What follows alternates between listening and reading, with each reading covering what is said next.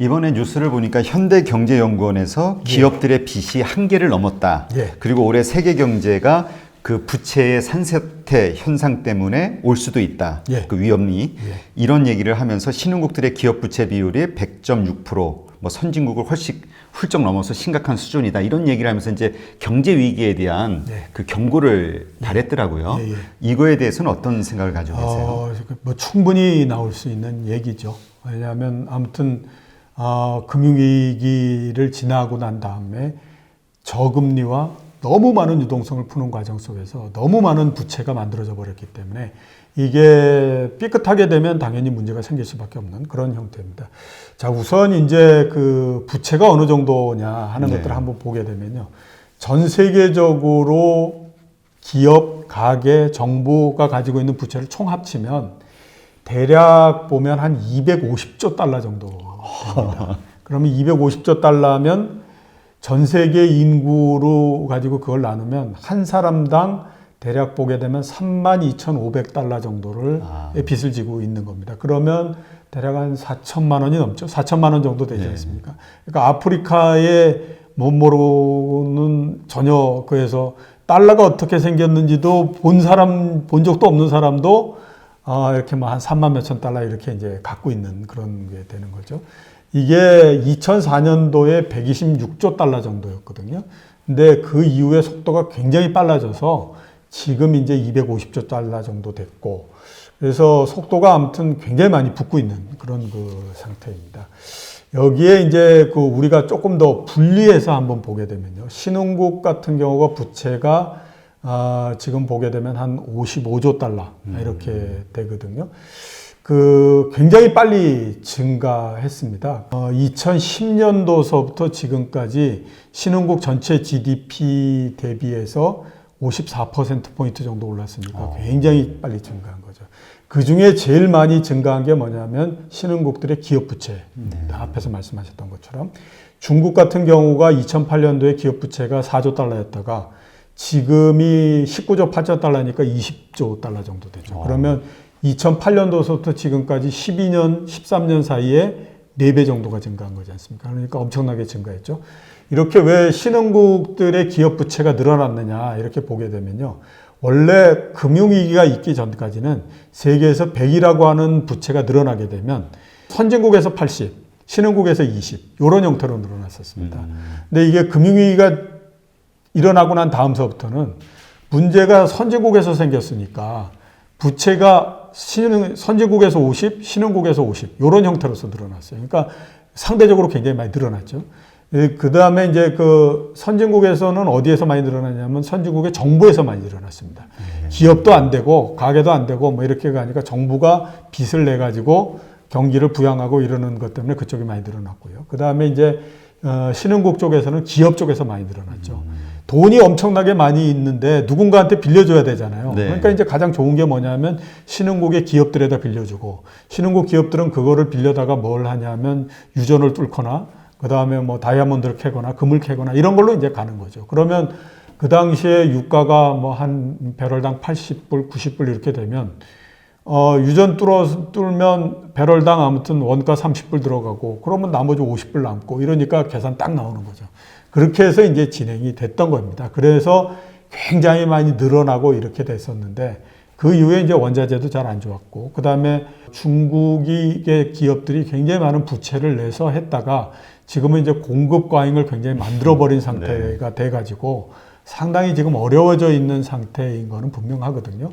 그래서 지금처럼 공급이 그렇게 뭐 이렇게 굉장히 많아서 수요가 여유가 없는 상태가 되게 되면 가격이 올라가기가 굉장히 어려워지는 거잖아요. 가격이 올라가기 어렵다라고 하는 건 기업 입장에서 봤을 땐 수익이 잘 나지 않는 형태가 된다라고 하는 겁니다.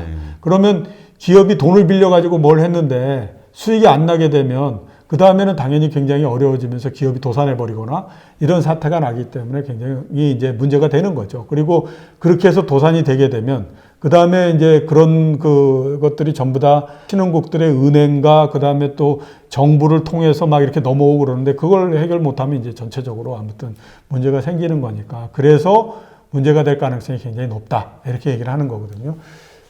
지금 생각해 보면 충분히 가능성은 있는 얘기다라는 생각이 많이 듭니다. 근데 이제 문제가 생기느냐 안 생기느냐 하는 것들에 대한 결정을 하는 거는 기업들의 능력이 얼만큼 되느냐 하는 것도 중요하지만 또 중요한 건 뭐냐면 그런 그 금융기관들이 얼마나 견딜 수 있는 힘을 갖고 있냐. 그 다음에 신흥국들의 정부가 재정이나 이런 것 등을 통해서 그거를 희석시켜 줄 수 있는 능력이 있느냐 없느냐. 그거에 따라서 이제 그 강도나 그 다음에 속도 이런 것들이 조절된다 이렇게 봐야 될 것 같고요. 또 하나 이제 그 한 거는 뭐냐면 이제 어차피 부채는 모두 다 일어났으니까 네. 가게들도 부채를 일으켜 가지고 자산에 투자 많이 했지 않습니까? 네, 부동산하고 그렇죠. 뭐 이렇게 해서. 예. 그러니까 이게 이제 자산 버블이 생겨서 자산이 확 이렇게 무너지는 형태가 되면 이쪽에서 버블이 생기고 들어갔던 돈이 문제가 생길 뿐만 아니라 이게 이쪽으로 넘어와서 기업들까지도 문제가 되는 그런 형태가 되거든요. 그래서 전체적으로 그런 것들이 어떻게 이렇게 이제 그 가느냐 하는 것들이 굉장히 중요한데 현재로서 봤을 때는 너무 그동안에 저질러 놓은 것들이 많습니다. 솔직한 네, 얘기로. 예. 부채도 많이 일으켰을 뿐만 아니라 왜 그렇게 낮은 금리에다가 엄청난 유동성을 쏟아 부어가지고 그렇게 했으며 그 다음에 지금도 보면 그 많은 유동성과 그 다음에 또 그 금리를 낮추고 하는 것들에서 생기는 짜릿한 그 이 맛. 그러니까 정부 입장에서 봤을 때는 굉장히 쉽게 경기의 모멘텀을 제공해 줄 수 있고 이런 것들에서 벗어나고 있지 못하는 상태죠. 그렇기 때문에 작년도 7월 달서부터 보면 미국이 정말로 금리를 내려야 될 필요가 있을까라는 생각하는데 금리를 막 내려버리지 않습니까? 그러니까 아직까지도 정부, 각국의 정부들의 마인드가 옛날에 그 마인드에 계속 맞춰져 있고 이렇기 때문에 이게 어떤 문제가 생긴다라고 했을 때 이걸 대체할 수 있는 능력이 있을까라고 하는 부분들이 있기 때문에 상당히 그게 좀 우려가 되는 부분이다라고 봐야 되죠. 그러니까 이게 어떤 분이 그런 말씀을 하신 게 기억이 나는데요. 어려운 문제들을 정부 각국이 손쉽게 예전처럼 양적 완화라든가 금리 인하라든가 이런 걸 가지고 쉽게 해결하려는 시도들을 한다면 그만큼 미래 전망은 어둡게 봐야 된다. 그렇죠. 이런 말씀을 하신 그렇죠. 게 기억이 나거든요. 그게 딱 지금에 맞는 형태다라고 봐야 되죠. 그래서 그 제 개인적인 생각은 7월 달서부터 작년 7월 달에 미국이 연준이 금리를 막 내리고 했는데 그거는 안 했으면 좋았을 텐데 왜 그렇게까지 꼭 해야만 할까라고 하는 생각이 많이 들었거든요. 그래서 그 조금 말씀하셨던 것처럼 그런 부분들의 문제는 있다 이렇게 이제 봐야 되죠. 그다음에 하나 제가 이 용어가 정확한지는 모르겠는데 예전에 그 우리 2008년 금융위기 터졌던 진짜 핵심 요인은 그 서브프라임 그 부실 채권과 괜찮은 우량 채권과 이걸 섞어서 자꾸 뭐 상품을 만들어내면서 그 뭐죠 파생 상품을 만드는 게 터진 거잖아요. 그런 것처럼 지금 이 기업 부채를 가지고도 그런 뭐 CLO라고 하나 맞나요 용어가? 맞습니다. CLO라고 해서 기업 부채를 가지고 그런 식의 시도를 해가지고 이게 엄청난 아직은 부각이 제대로 안 됐지만 상당히 심각한 수준이라고도 말씀하시는 분이 있더라고요. 마찬가지로 맞습니다. 그거는 뭐 부인할 수가 없는 그 부분이죠. 만드는 원리는 똑같습니다. 그러니까 기업의 부채가 있으면 그 부채를 제공해 준 쪽에서는 그거를 또 자본화 시켜가지고 활성화 시켜버리는 형태로서 가고 그 과정 속에서 그 기업이 문제가 생겨서 생길 수 있는 그 부실 부분들을 남한테 이제 넘겨주는 형태가 되지 않습니까? 그러면 이제 거기에서 똑같이 보면 또 이제 부도 프리미엄을 가지고 또 거래를 하고 뭐 이러는 형태가 되기 때문에 이제 지금까지는 크게 문제가 없으니까 쭉 굴러가는 형태인데 서브프라임 모기지도 똑같은 것처럼 어떤 계속 커져서 결국 넘을 수 없는 임계점에 딱 도달을 해가지고 그걸 넘는 순간서부터 문제가 확 생기는 그런 부분들이 되는 거거든요. 만약에 이제 이런 것들도 기업들의 부도가 나고 이런 것들이 커지게 되면 그 다음서부터 문제가 충분히 생길 수밖에 없는 그런 그러니까 지금 이런 저금리 기조가 끝나는 순간 그게 좀비처럼 연명하던 기업들이 터지기 시작하는 일이 벌어지면 그때 정말 걷잡을 수 없을 것이라는 걱정을 하시는 분이 있더라고요. 그렇죠. 그렇기 때문에 제가 보기에는 당분간은 저금리 얘기에서 벗어나기 어렵습니다. 정부들 자체에서 이걸 다 알고 있으니까. 그러니까 그리고 워낙 오랜 시간 동안에 저금리를 계속했기 때문에요. 적응력도 높지 않을 뿐만 아니라 지금은 저금리를 수정해야 할 별다른 유인을 못 느끼는 거죠. 그러니까 뭐 물가가 굉장히 많이 올라갔거나 그런 것도 아니니까. 그러니까 이제 그냥 이렇게 계속 가고 있는 상태거든요. 근데 우리가 항상 보게 되면 저금리를 했을 때 문제가 생기는 건 항상 그 소비자 물가를 비롯한 CPI가 높아진다 이런 것만 생각하는데 자산 가격도 그 가격이거든요. 그렇기 때문에 이게 높아져서 문제가 생기는 거에 대해서는 지금 정책을 피는 입장에서도 그걸 크게 워치하지 않고 있는 상태예요. 근데 항상 보면 안심하고 있는 곳에서 문제가 터지는 거지 네. 저거 문제가 있을 수 있어라고 생각하는 곳에서는 문제 안 터지는 거거든요.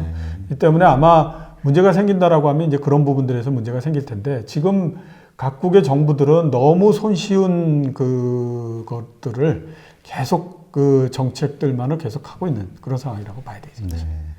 그 아까 우리 신흥국에 대한 말씀하셨잖아요. 예.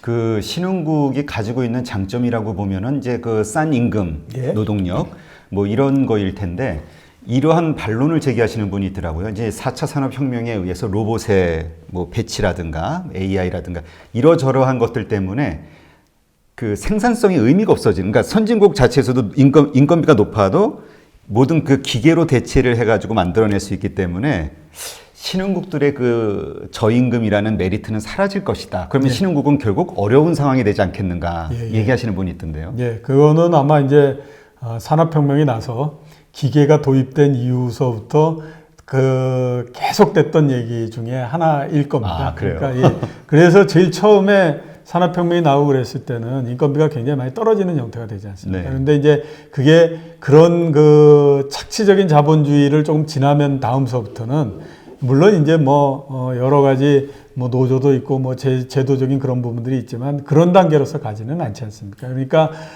이게 지금 뭐 기계가 들어와서 뭐 이렇게 갈 거다라고 하지만 그런 단계로서 계속 가거나 그러기는 좀 어렵다라고 봐야 되겠죠. 아, 그렇군요. 그러니까 그냥 생각해 보시면 그렇지 않습니까? 미국에서 그런 기계가 굉장히 많이 발달해서 기계를 쭉 이렇게 들여놓고 거기에서 그러면 신발을 만들고 그러는 회사들이 다시 만들어지고 생기고 그렇겠느냐. 그거 아니라고 봐야 되지 않습니까? 그러니까 그런 그림이 나오기는 그렇게 쉽지는 않은 거라고 봐야죠. 그렇겠네요. 그래가지고 그게 항상 그럴 수도 있을까? 근데 또 말씀하신 것처럼 또 아니 뭐 설마 뭐 그 좀 헷갈리는 그런 생각이 있었는데 예. 네. 아 근데 그 아까 우리 잠깐 CE로 그 기업 부채 그 파생 상품 말씀을 나눴잖아요. 예. 근데 지금 그 생각이 드는 거예요. 그러니까 우리가 서브프라임 모기지 때문에 정말 호되게 전 세계가 망할 정도로 큰 그 고통을 겪었는데 예. 왜 똑같은 짓을 지금 또 저지르는 거죠? 사람들의 기억이 약해지게 되면 그 다음서부터는 수익과 이런 것들에 대한 욕구가 다시 생기기 때문에 그렇죠. 그렇기 때문에 아주 똑같지는 않지만 비슷한 형태의 위기가 지속적으로 이렇게 계속해서 반복적으로 발생을 하는 형태가 되는 거죠. 그래서 그러니까 이게 왜 전에 그 뉴스 같은 데서 보면 월가의 탐욕을 질타하는 미국 국민들 전 세계 사람들이 되겠지만 월가 주변을 막 데모하고 막 그랬잖아요. 예. 이게 그러니까 금융인들의 그 탐욕에서 빚어지는 거죠. 계속 뭔가를 이익을 내기 위해서 상품을 만들고 서로 팔고 사고 팔고. 예, 그렇죠. 그리고 그거 만들어서 그게 제대로 굴러가는 동안에는 문제가 없다라고 생각을 하거든요. 그렇기 때문에 별달리 이거에 대해서 문제의식을 갖지 않고 잘 굴러가는 동안에는 굉장히 좋잖아요. 아무튼 뭐 수익도 굉장히 많이 낼 수 있고 그 다음에 또 판매 수수료도 굉장히 많고 그러니까 좋은데 그러다 보면 양은 점점 늘어나게 되는 거고 그게 어떤 순간에 양이 굉장히 많이 늘어난 상태에서 그 다음에 기업들이 부도가 나기 시작하면 그 중에 일부가 문제가 생기면서 그 다음에 점점 더 그 문제가 되는 부분들이 커지고 그 다음에 어떤 단계가 되면 통제할 수 없는 상태로서 들어가 버리지 않습니까? 네. 그게 이제 사람들의 탐욕 이런 것들이 같이 결합이 되기 때문에 항상 그런 것들이 반복적으로 조금씩 다른 모습을 가지면서 반복적으로 이렇게 나오는 형태가 되는 거죠. 그러니까 이게 그 어디 책에서 나온 것처럼 지구를 망하게 하는 건 인간이라는 말이 딱 맞네요. 그렇죠.